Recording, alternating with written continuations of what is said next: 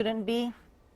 Get your nutrition back on track. All right, Jordan has a little bit more. Oh, we all been eating bad, right? Can I speak for everyone? Yep. All right. Okay. Well, you know what? This morning we're so excited. It's going to be a two-part segment. We've got nutrition mythbuster and also best-selling author Dr. Jonny Bowden this morning to talk about the bad foods that we've been eating and maybe the consequences. And then the second segment, we'll talk about some of the ways that we can correct that and getting our diet back on track. Good morning. Let's hit it. What are the bad stuff we've been really putting in our bodies?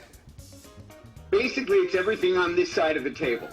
And I firmly believe, and this is why I wrote a book about it called The Great Cholesterol Myth, that one of the reasons these foods became the predominant foods on our table, these processed foods high in sugar, high in inflammatory oils like canola oil and soybean oil that we've been told are so healthy, one of the reasons is our fear of fat and our fear of cholesterol. That's what shaped the dietary guidelines that gave us this stuff. Then you get COVID epidemic, and this is all that's available, and people are stocking up because they think the food's going to be gone. So now we're all consuming the very foods that make us fat, sick, tired, and depressed, and have caused an epidemic in obesity, diabetes, and heart disease.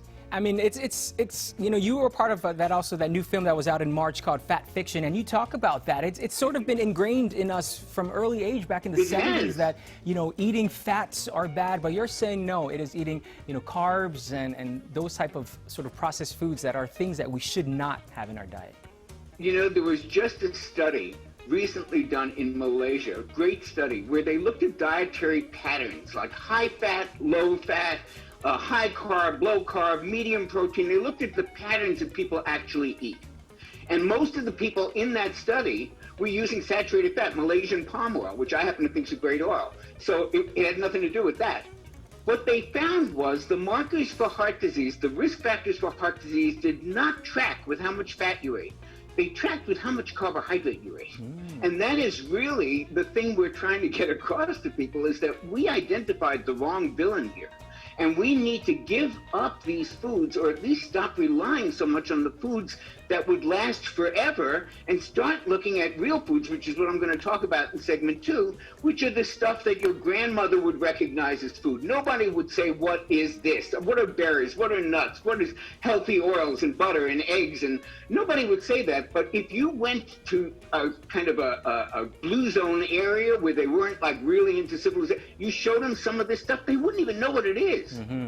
It's not real food. It's very convenient. It saves us time, but it costs us enormously. And we're seeing that in COVID. Yes, and we're seeing that with a lot of people and their health issues. And again, we'll talk more about ways that you can actually transition your diet onto the right track with good, healthy fats, like you mentioned.